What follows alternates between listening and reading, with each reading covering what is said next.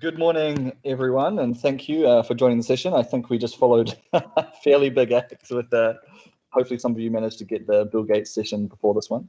I'm Cameron Priest. I'm the ex-CEO of TradeGecko, a Singapore-based inventory order management platform. We recently exited to Intuit, a large American-based technology company, and we're going to be talking to Sangeet Choudary of Platformation Labs. Sangeet is the co-author of the best-selling book Platform Revolution, sold almost 500,000 copies, featured among top 10 strategy articles in HBR, alongside others like Clayton Christensen and Michael Porter, an advisor to 35 of the Fortune 500, helping a lot of large companies kind of understand this new world. So thanks for joining us, Sangeet. It's good to see you. It's been a while since we did this last time. Thank you, Cameron. Yes, looking forward to it. Yeah. So I guess to start off, I mean, we're really talking about the commoditization of financial services, and we're seeing this kind of transition as a lot of technology companies, platforms, marketplaces, SaaS providers are adding financial services to their solutions, and we're seeing this with embedded finance, lending, treasury, capital. I guess to start off, I'd love to just kind of step back and understand from your point of view what's happening in the world, and if you can kind of just talk about what you're seeing in this field. Right. So when you think about how industries transform because of digital technologies, one of the ways to think about it is to look at how things are changing on the demand side and how things are changing on the supply side. So when we think about financial services, on the supply side, we have the traditional banking products. They are now becoming more fluid. They're becoming more consumable as APIs. And so banking products are getting increasingly unbundled from the bank. So on the supply side, we're seeing an unbundling and a modularization of the banking product away from the bank. What then happens on the demand side at the same time is that consumer relationship is no longer the prerogative of the creator of the product. In the past, we had to walk into a branch to get a loan, but today a loan can be served to you on Zillow if you're or Property Guru in Singapore, for instance. If you're working on a house hunt platform and you're looking for a home, you could be served a loan right there. And so the ownership of the consumer relationship is again getting unbundled from the traditional providers of products. And so what happens with this is because of an unbundling on the supply side, with products moving away from the providers and being served into new contexts, and an unbundling on the demand side, where the demand can now be served at any location. It can be served by an external retailer, by a third-party platform. Because of this, we see the creation of entirely new markets and ecosystems. And that is what I think of as the rebundling, where products from a third party can be served into a third party consumer context. So the supply side, the demand side, both of them could be completely unbundled from the traditional bank channel and could be reconfigured into new ecosystems. And that's the real shift that we are seeing. Now, the reason this shift is important is because very often we see these infographics about fintechs are unbundling the bank, or marketplaces are unbundling Craigslist and so on. What we've seen in the past with digital economics, and what I talked about yesterday as well on the main track in the panel, is that unbundling is rarely a source of a sustainable business model. Business or business value is created when you have rebundling. And if you just take a couple of examples, think of news as the best example. Newspapers used to be the traditional bundle, and they would bundle content, but also bundle advertising with it, and that would work very well. And what web-enabled distribution did was that it unbundled the news items from the newspaper, allowed them to flow individually, just like what's happening with financial products today, and then allowed these news items to be plugged into any third-party context. And the companies that made money in this whole shift were companies that rebundled news to serve it to the consumer, either as a search engine, which is what Google did, or as a news feed, which is what Facebook did, or ever since that, we're starting to see other forms of rebundling coming up. So we're seeing something very similar in financial services. I don't want to overstretch the analogy, but the point is that money is made in rebundling, and rebundling happens in the ecosystems. And it's the modularity or the unbundling of supply and demand and reconfiguration of the supply and demand in new ecosystems. That's the big trend that we are seeing right now. And completely understand that. And so with we saw this last week. We saw, for an example, Stripe launched Capital and Treasury as a Service. I think their first customer is Shopify, one of the fastest growing technology companies of the last couple of years. Yeah. What is the impact of Grab and Ping An? And I know you kind of touched on it, but I'd love to kind of understand more in depth and maybe more regionally as well, effectively of these non-banking platforms using the superior distribution. And if probably, over time, as they rebundle, taking the profitable parts of the value chain, how do you see that impacting? Yeah. If you think of, so let's talk about two different things. Stripe, which is very much starting as a thin layer at the API level. And we'll then go on to talk about Ping An and Grab, which are kind of hitting two parts of the value chain. At least Ping An is hitting both the front consumer-facing part of it, as well as the financial infrastructure side of it. But if you think of Stripe, let me start there. Stripe is super interesting because Stripe started as a way to abstract payments capabilities into a simple API call. So developers found it difficult to keep stringing payments together, working with traditional legacy payment systems. Stripe abstracted all of it into a set of API calls and made life easy for developers. Around 2012, a couple of years or 2013, a couple of years after Stripe started, Stripe realized that the biggest opportunity was not just in providing payments at the API layer, it was in resolving payments across multiple parties in marketplaces and platforms. And think of Lyft, think of Shopify, think of any of these platforms where you have to aggregate payments and then distribute it across merchants. That is a repeatable quantum of code that has to be repeatedly created by every marketplace. And what Stripe did was it abstracted all of that code into a single API call. In doing so, Stripe established something very important, which today I would argue is is one of the weak points of Shopify in the Stripe relationship. Stripe, in doing this, in abstracting all of this code, because it had to reconcile the payments back to the merchants, it started managing the identity of the merchants. And the moment it started managing the identity of the merchants, it fundamentally disintermediated the financial relationship away from a Shopify, away from a Lyft, and took that up with the merchants. And that is what is helping it rebundle, a treasury, bank accounts, lending, all of this back towards the financials, towards the merchants today. So it's the ability to control the relationship or the financial relationship with the merchant, control the flow of money to the merchant, and using that ability to actually disintermediate the disintermediators, if you will, because all these platforms are disintermediating traditional companies, and Stripe came in and kind of disintermediated them at the back end. And if you really take that a step forward, what Stripe has also tried to do, which companies like Shopify would probably be more concerned about, is it's tried to then partner with companies like Twitter with Stripe Relay, so that Stripe has the merchants, it doesn't have the distribution. Twitter has the distribution, it doesn't have the merchants. You bring the two together, put a pay now button on Twitter, and that's how you set up a cross-platform platform or a platform of platforms, right? And I think that's where the money is for Stripe, because it's not just the rebundling, but also the fact that it uniquely owns the merchant identity across platforms. Now, if we take that's one form of rebundling, which is entirely around the merchant. Grab is doing a fundamentally different form of rebundling, where it started with transportation and realized fairly early on that transportation is not a very good network effects game, because the cost to switch from a Grab to a Gojek to an Uber is super low, which is why again and again we see consolidation happening in these industries, because it's not winner take all. So transportation or ride hailing is high cost, low margin, high burn rates, and that's why you see a lot of funding and a lot of consolidation, and you never see one company emerge like a Facebook or a LinkedIn, which has more defensible network effects. And that's why as of last week, I believe this Grab Gojek merger discussion started as well. So that's the natural end point of anything in ride hailing. But starting from that, the second part of it is that ride hailing gives you a daily use case by which you get access to the consumer relationship. Ride hailing in itself is not the profitable model or the profitable business. It's a way to subsidize the acquisition of that consumer relationship, and then you bundle multiple elements, you bundle multiple value propositions to the consumer, which arguably WeChat has done really well, and a big reason for that is also the near monopolistic run that Tencent had earlier with QQ and then with WeChat, as also the fact that communication is a much more horizontal and much more frequent use case. So it remains to be seen how effectively we can move from transportation to all forms of financial services. But that's where they're really going after.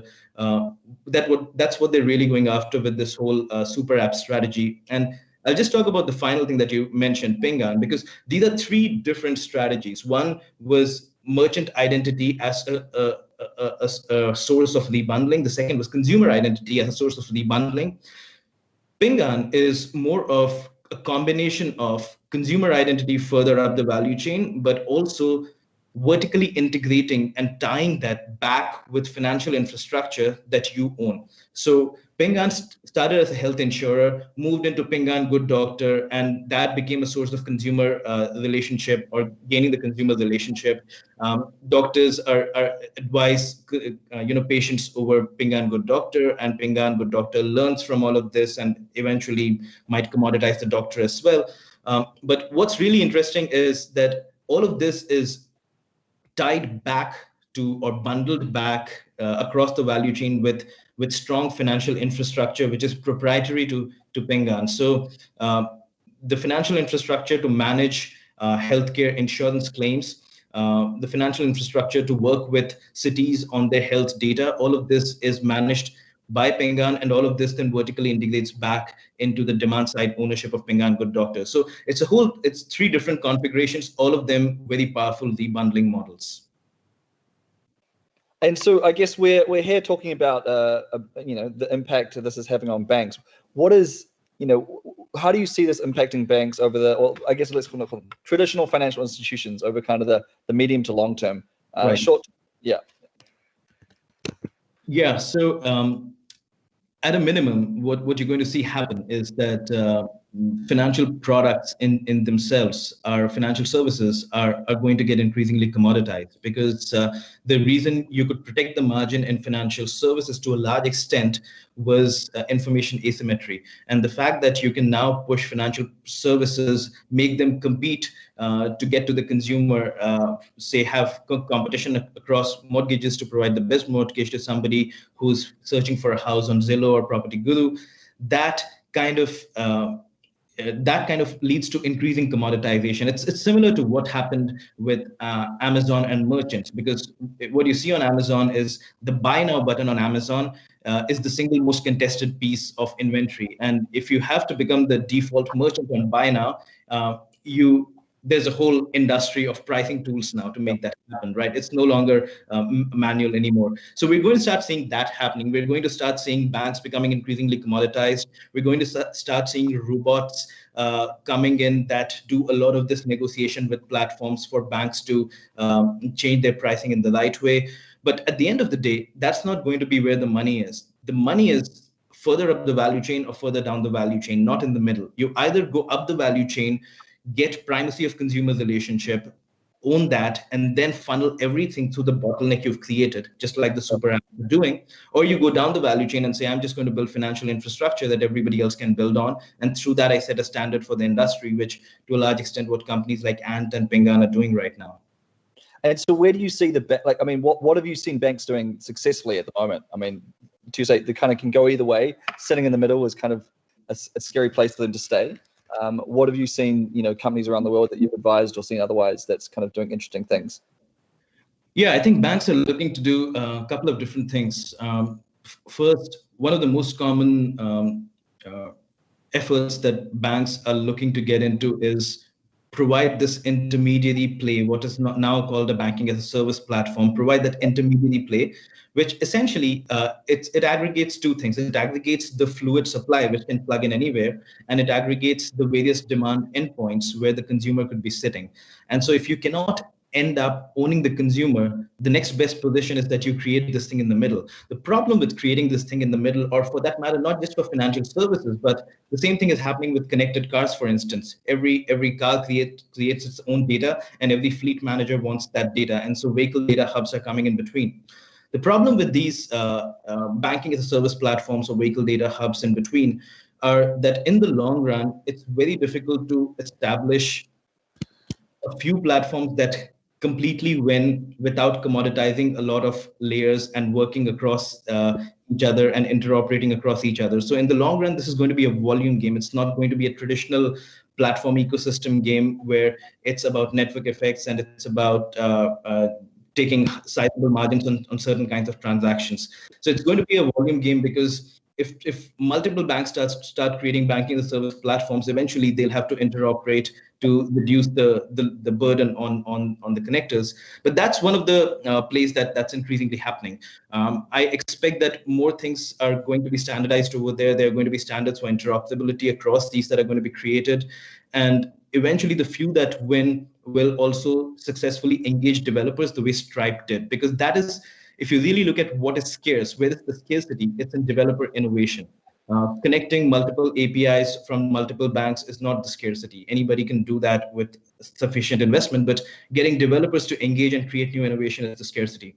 So that's one piece which banks are running towards. The second piece is around thinking about new financial infrastructure, right? And one of the best examples of this is JP Morgan, which while looking at, as part of its wholesale banking, looking at ways to use machine learning to read contracts, it ended up creating something called Coin, which is now an infrastructure that can be used by other banks, but can more so be used by the legal industry. So finding new opportunities to create these technology infrastructures is a second potential play. And a third potential play is going to be just looking for ways to serve the underserved players, whether it's students, whether it's the cash economy, farmers, underserved markets. If you can be the first to serve them, you now have the primacy of customer relationship, and then you can create that funnel, that bottleneck to eventually get to them, which is why a lot of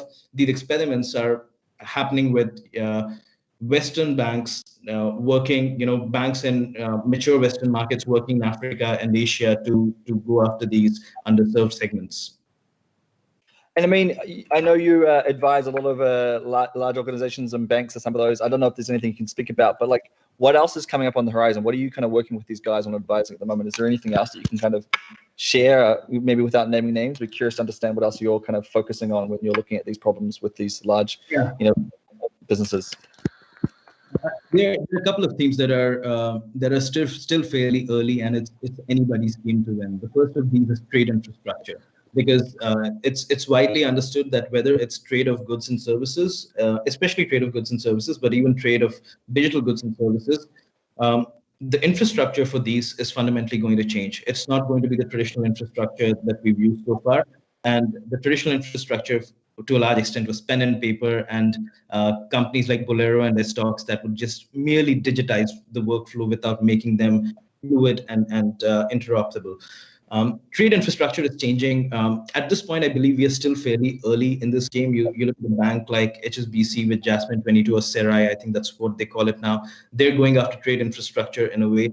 Other banks are getting into consortia. Almost every bank is part of some blockchain consortium, right? And that's one of those things that you just need to tick the box on, even if it doesn't fit with your strategy. That's where things are at this point. But the point is that trade infrastructure is going to change. We don't yet know what that future trade infrastructure is going to look like. There are at least 3 different efforts that are underway. There's the blockchain infrastructure that these banks are creating. There's Alibaba creating electronic world trade platform in partnership with countries, and then there are companies like TradeShift that are creating this trade infrastructure as well in closed ecosystems relatively. So that's one theme. Got it. And I think it's a little bit off the bank thing, but it's something that I've read about and we've talked about before that I find really interesting. You spoke about or you've written about what you've seen maybe Singapore trying to do with this kind of trade infrastructure as well.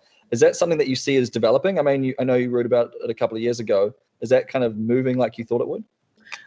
I wrote about that a couple of years ago in the Singapore context. I think it's beginning to move more rapidly with COVID coming in and with things becoming more virtual, especially trade also becoming a lot more virtual.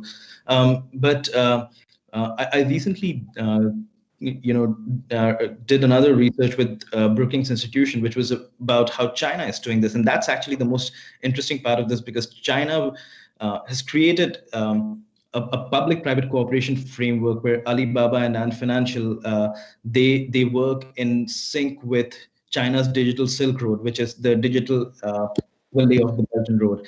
And in doing that, China is kind of a combination of China as a country and Alibaba and Financial as companies are setting up future trade infrastructure and future payments infrastructure. And if I just give a couple of examples, electronic trade platform by Alibaba launching in Malaysia, set up at the KL International Airport. That's one example. Setting up digital free trade zones, connecting them back to the hub in China, and then feeding all of this activity into Alibaba's e-commerce eventually at the end of the day. China as a country then supplements that by setting up global judicial systems that will arbitrate disputes in global trade by creating those central judicial systems. And so there's kind of a public-private cooperation that's driving its own little network effect, if you will, which makes the judicial system in China stronger the more Alibaba EWTP trade increases. They're doing the same thing with with payments, where Ant Financial invests in the leading payments wallet in every country on the condition that they move their technology to Aliyun, which is Alibaba Cloud. And in doing so, ultimately, all payments wallets will start becoming interoperable at the back end, because you don't have to now rely on the traditional Swift rails. You now have this common cloud at the back end through which you can eventually move towards interoperability. And they're also working with banks to do the same. The value proposition is, we'll help you lend to the cash economy, you make more money, but then move to our infrastructure. And if you then combine that with China's strategy of building a new cryptocurrency and using that for payments along the Belt and Road, all of that then works together as well to create a new payments infrastructure. So that's probably the most evolved strategy following this whole country level platform model. Got it. And look, I mean, we both speak very fast, and so we've gone through a lot of the questions I had on key. But I think one that I'd love to kind of, and we can definitely open up to the audience if there's any questions as well afterwards. But we obviously this talk is predominantly focused on banks, and hopefully people predominantly from the bank industry attending this talk. I mean, we talked about a lot of what's happening, a lot about what they can do, but how should they be responding to this? What are potential strategies that they can employ? Yeah, I think one of the things to keep in mind is that banks will have to think about where they can use their regulatory position to their advantage and which assets they have to shed. It's going to be difficult for a bank to completely say, I'm going to be the next Square. And it's not going to be the right approach to it anyway, even if they have the innovation jobs to do it. Because part of it is the fact that there's certain things, there's certain components that are going to be a little more difficult to digitize or to completely disintermediate. So deposits is one part of it. Deposits are heavily regulated. You're not going to see, Stripe may come in and say, I'll set up the bank account, but it's going to be backed by another bank.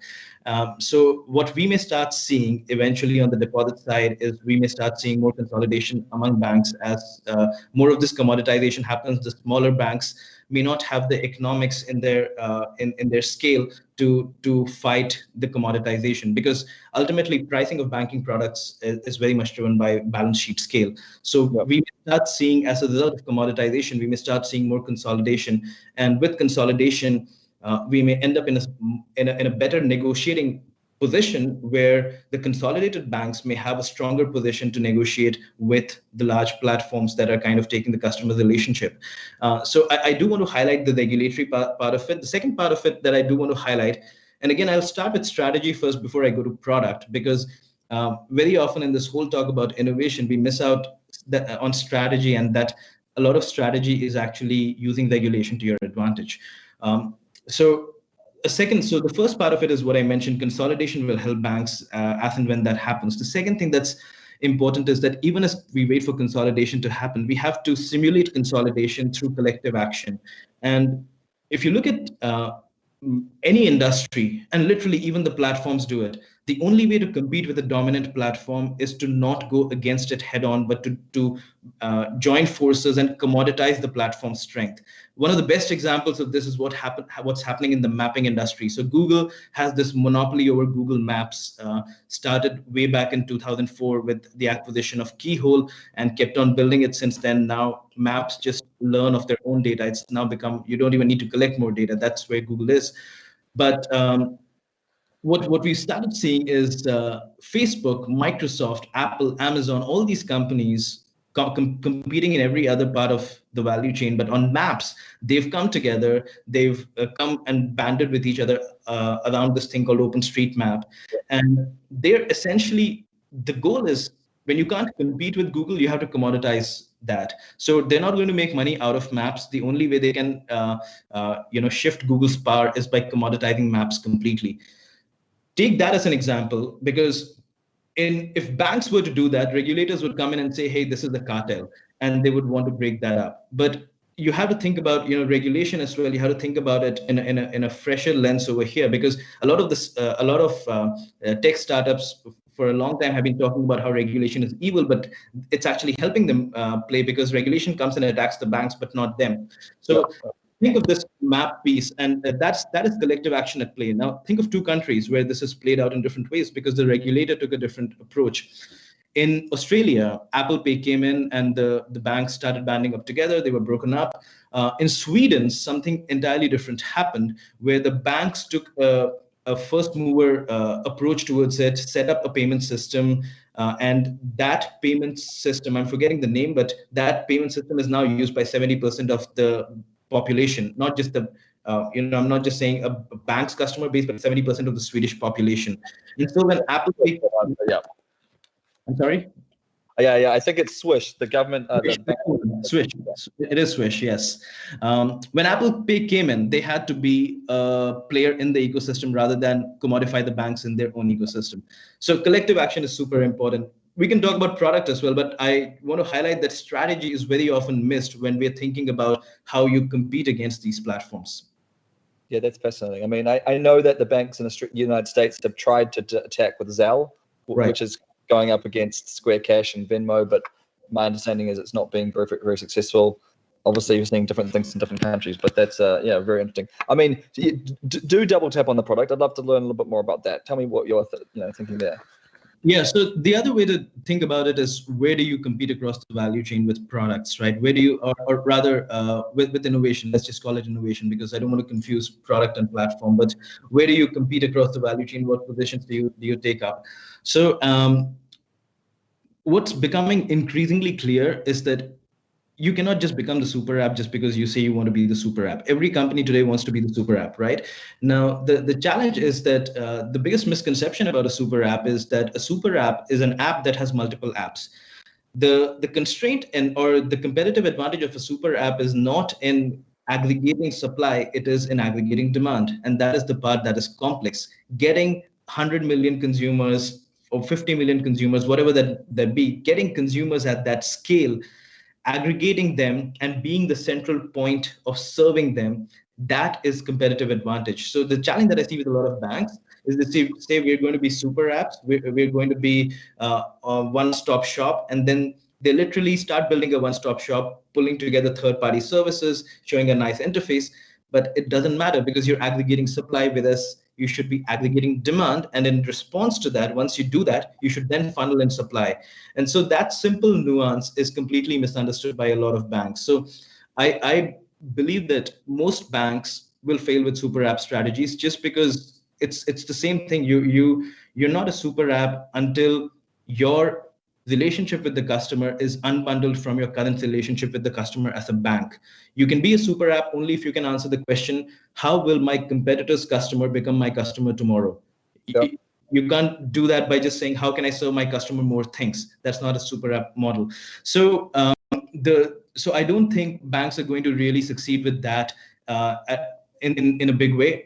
Every bank doing the same thing will continue to serve their customer base plus a little more. What is going to likely happen, or where you would see opportunities, is banks that do one of two things. They either figured out a fundamentally new way to do credit scoring and gain a data advantage around those credit scoring models.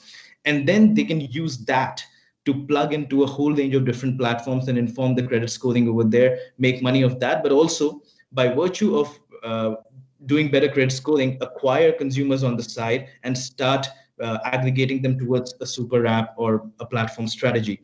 So the credit scoring piece is going to be key. It's not funneling in the products, but getting that unique advantage through data. The second piece that's going to be important is banks that use non-traditional signals to do KYC and identify fraud and so on. So a lot of the economics of running a financial institution can be disrupted if you figure out a substantially cheaper way of doing one of these two things. And that then allows you to pass the advantage back to consumers. That allows you to aggregate consumers. And then you can start thinking about, well, now we're in a position where we can do a super app strategy. So these nuances are often lost on banks because they're just looking at what's visible at the customer interface. They're not really looking at what's beyond the so-called interface innovation, what's happening in the value chain, where is the control position located across that value chain. So that's on the innovation side, that's one piece I would think about. The other pieces in terms of financial infrastructure, because as I mentioned, if you think about financial infrastructure, products and services, customer relationship, this thing in between is going to get commoditized. Money is going to be at the top or at the bottom. And if you think of that distinction, financial infrastructure, you'll have to think about, again, two types of strategies. Where do we work with other banks to create something that is completely open source, shared, commoditized, so that we beat the platforms at their own game? And where do we then create our unique infrastructure so that we can compete and spread across the industry? I think that where banks are getting this wrong right now is they're trying to go head on with platforms. If Ant creates financial infrastructure, we create similar financial infrastructure, which is good if you have Ant scale, but not good if you don't. And so that's where you need collective action again. And again, like, I mean, and it might be a hard question, but have you seen anyone doing this? Any banks anywhere? I mean, around the world, doing it well? I think, as I mentioned, it's happening in different pockets. So some banks are getting some things right. Some banks are getting some things right to a lesser extent. So JP Morgan, as I mentioned, with financial infrastructure is one example. There's a really small bank in Italy. It's a family-owned bank that I've advised at various points called Banca Sella. And they've kind of done a really interesting platform strategy because they've taken this theory to heart. How do you build something which can go beyond your customer base and serve a larger number of customers? And that's where they built something called Fabric, which is now the leading platform in Italy. Now, I know Italy is a small country, but you have to realize that the traditional banking operations of this bank were, with that, it was one of the smallest banks in Italy. It was, in the bottom 10 out of 35 banks in Italy. But in terms of a platform, it's the dominant platform in Italy because nobody else did that and they've done it. And now they're moving beyond Italy with this model. So that's a great example of how you use a platform strategy to completely move beyond your current constraints. No, that's fascinating. And I've seen, I think we've both seen a lot of these, in pockets of these businesses, banks that are being quite innovative, as you said, doing banking as a service. There's one in Australia. There's obviously a few in the United States serving huge growth in startups. And we'll see if those startups themselves actually end up making any money at scale, because running a bank is a lot more work, as you said, with credit scoring and risk and losses and all the things that come with when you're looking after people's money. I guess, look, I'd love to see if there's any questions from the audience. I'm not sure if there are any popping up at all. I think we've got some guys on the side there. If there's anything else you wanted to kind of cover, I think we've covered a lot of what we were going to talk about. I'll see if the team has got anything that anyone wants to ask, Sangeet or myself. I'm not seeing or hearing anything. Look, is there anything else? No questions? Cool. All right, nothing so far. I guess everyone's been busy listening to you, Sangeet, too busy to think of interesting questions. Anything else you want to kind of leave everyone with, Sangeet? Or Well, I think I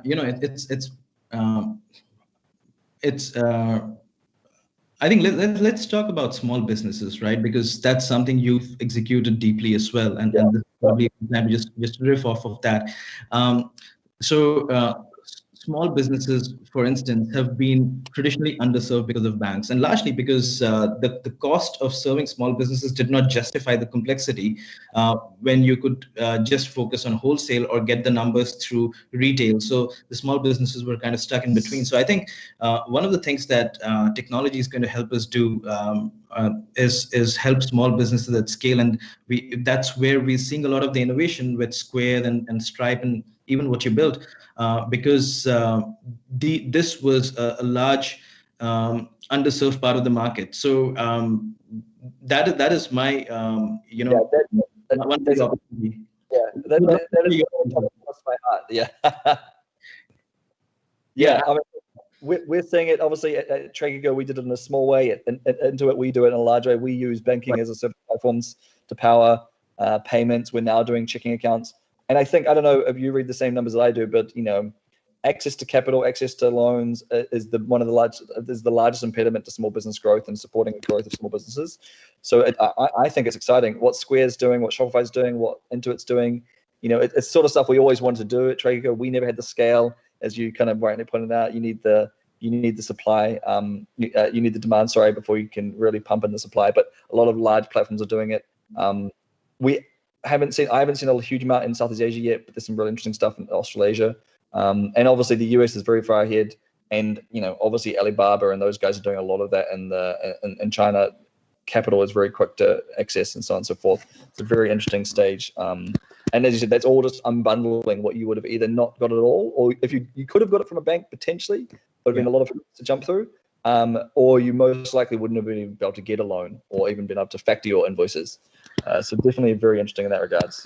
Yeah, and there's a very interesting nuance over here, if I can just play off that, which is that when we talk about retail, when we talk about mortgages, loans, payments in the consumer context, financial services are secondary demand. Nobody wakes up in the morning thinking, I want to buy a loan, or I want to pay with my credit card. Nobody thinks that. People think of what they want to buy: a house, a car, they want to buy something at a shop, and the financial product gets kind of embedded into that experience. And today, embedded finance is fundamentally exactly that. You embed a financial product into a demand for an actual primary product. Now, what we miss is that when we think of small businesses, the primary demand and the secondary demand are the same, because I want to run my business, and capital is a big part of it. Payroll is a big part of it. Inventory, supply chain finance is a big part of it. And so there's no distinction between primary demand and secondary demand. What I do sell, how well I sell it, what my relationships are with users, you can move to all of that if you provide me capital and if you provide me payments as well. So that the fact that primary demand and secondary demand are the same in small businesses, but they are two different things in consumers, that makes a big difference, because on the consumer side, you can have an Amazon or a Facebook or a WhatsApp come in and take the primary demand, and banks don't have a chance to move from secondary to primary. But in SMEs and small businesses, owning the secondary demand is a good enough starting point towards then moving into primary. And just this simple nuance is something that banks don't understand sufficiently as well, and still focus a lot on the retail side, where they can, they have a better economic bridge towards the primary demand on the small business side. So I think that's the big untapped opportunity today, if you think of banks. Yeah, that's fascinating. I mean, it's interesting though. I mean, the banks both have as you said earlier, the regulatory kind of moats or kind of defensibility in a geographical kind of area more often than not. Obviously, there are many banks that are globally as well, but whereas platforms have a much easier way of going global, getting the kind of demand, and it kind of forces the banks into that commoditization position potentially. I would imagine. I'm not sure if you'd agree or not, but I can see how that would make it much easier for a platform to go work with a bank as a banking service than for the banks to become the platform, as we touched on. No, I agree. I think this has been a personal journey for me as well, because I've been thinking platforms since back in 2006, and I've been working with financial services, at least on the platform side, since 2008, since my time at Intuit. But the thing is that it's been a journey for me as well to understand that not every company is well set up to become a platform. Not every company should be thinking about an ecosystem, and or being the single keystone in the ecosystem, the central player.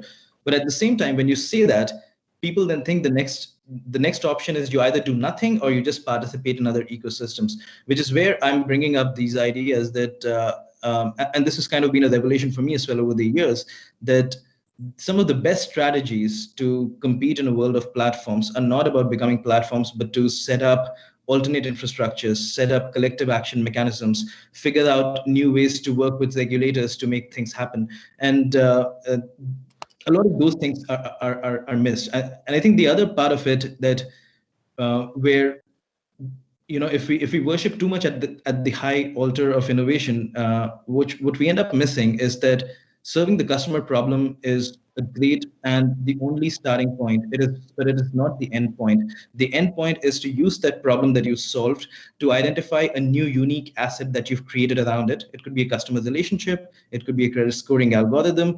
What's the new asset you've created around it, and then how can that asset be the center of a new business model?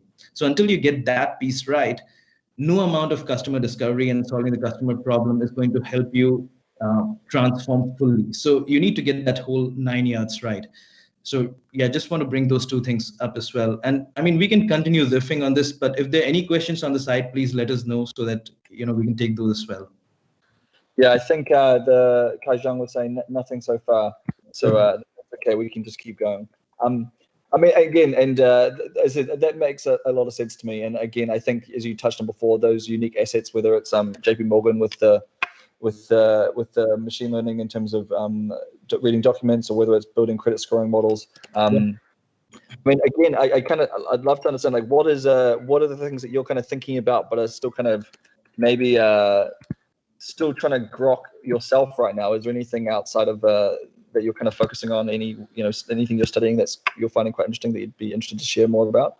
Yeah, a big focus of my work, and dovetailing into my next set of books, is this whole idea that power is concentrating in specific parts of the economy, and not all of that has to do with platforms. Some of that has to do with new infrastructure. Some of that has to do with regulatory capture. But how do you identify where power will accumulate across the value chain because of digital technologies coming in? Now, that specific thing, understanding that is the key to determining your strategy, because no amount of innovation can help you get to the right answer unless you know where future value is going to sit. And if I just take a few examples of that, right, because that has happened in different industries. One of the best examples is possibly the media industry. If you look at how the news media industry has transformed, and this will probably give a good indication for banks to think about how to take up positions. So the traditional news bundle used to be, I'm going to provide news, you'll have to pay for it a bit, and then the rest of it will have to be subsidized by advertising. And then I'm going to do classifieds along with it. So the bundle was news, paid/unpaid, advertising, classifieds. What happened was the web unbundled this, news became a commodity, anybody could publish, wiki technologies, blogging, all of that came up, and so publishing exploded, became increasingly commoditized. So then you need to think about where is value shifting in the value chain. The first shift happened towards search, right? So I'll outline 8 shifts that happened, or 7 or 8 shifts that happened in the news industry, because we'll see very similar things happen in the banking industry. And there's no way to predict exactly what will happen, but knowing how it's worked out in a different industry is a good starting point. The first shift that happened was that content exploded, distribution exploded, so search costs increased. And back in '94, Yahoo came up with this company which was supposed to survive the next 100 years because they were going to dominate the internet, but they fundamentally misunderstood the internet as a place where not only distribution, but content was also going to explode. So because supply was going to explode, you had to have algorithmic curation, which was what Google did with the search engine. So the first control position was in figuring out how to bring down the search costs through an expandable index, which is what Google did. The second thing that then happened in the news industry or media industry as such was, now that everybody's creating content, you need to standardize it. You need to make it, you need to have new rules. And because Google now controlled the demand side, it was able to set the standard on the supply side, what we now call search engine optimization guidelines. We may say that Google is open and all of that, but just the fact that Google sets SEO guidelines, Google provides Google Analytics, Google provides site page optimizer, you have to believe that Google controls the standards and the infrastructure on which the internet is run, because everybody is testing it for those tools. So that's the second piece that happened. A third piece that happened much later was, in order for Google to control the internet in a much bigger way, they had to get into browsers as well, bundle the search into the browser, and more importantly, because Google Chrome became the dominant browser, all the developers would test their site for Google Chrome. So other browsers like Microsoft's Internet Explorer also shifted to Google's Chromium engine, which is at the back end. And Google puts in some nice hooks at the back end, which prevents, say, with YouTube running very well on Internet Explorer, and through that, even more monopolization happens towards Google Chrome. So that's the third control position that was created in that value chain, which was further down into the actual technology. But what did the traditional companies do? The fourth control position that came up was when a company called Schibsted Media Group in Norway woke up one day and said, we can't compete with Google on content. We can't compete with them on search. We can't compete with them on advertising. Let's forget all of that, share all of that, and very brave strategy that today has made them one of the most successful transformation companies. They said, let's take the third part of the bundle. Let's just take classifieds and double down on that. And from there, they invested in classifieds companies around the world, and today have a portfolio of marketplaces. And 80% of their revenues now comes through platforms and ecosystems, compared to less than 10% in 2010. And so the fourth control position is, you fundamentally move away from the parts of the bundle that have been rebundled and find the parts that have not been rebundled yet and try to control them in some form. So Schibsted did that. The fifth control position is then to think about, well, all of this works, but nobody's still figured out how to make people pay for content, how to monetize that. And so a lot of companies have started to go after that. You see companies like Medium and Substack doing that, but in a much bigger way. Once Jeff Bezos bought the Washington Post created a new platform called the ARC platform, which essentially allows a media company to run their news operations and then charge for that, their customers for that. And ARC is trying to become the infrastructure for every media house in the world. And once it does that, they have that infrastructure position. They can change the rules of the infrastructure and create that dominant position. So my point is that, the solution to disruption is not as simple as super app is the answer, innovation is the answer, or platform is the answer. It's about looking at, how does the whole value chain transform? What are the various points at which these new positions can be created, which did not exist in the past? That is how you think about where you then create entirely new business models. Yeah, that's fascinating. I mean, again, a little bit went over my head there, but I really want to read those next books. Yeah, and I know you've got some other stuff you've just released. Some of the courses that you're doing and stuff. So very exciting stuff. Look, I think we've just hit time, and which is great because my 2-year-old just woke up, shouting my name in the background. So I think we hit it right on the head. Thank you so much, Sangeet, for talking today. It's been a pleasure, and hopefully we can catch up in Singapore next time I'm back in town. Always a pleasure. Thank you. Have a good rest of the day. Thank you, everyone.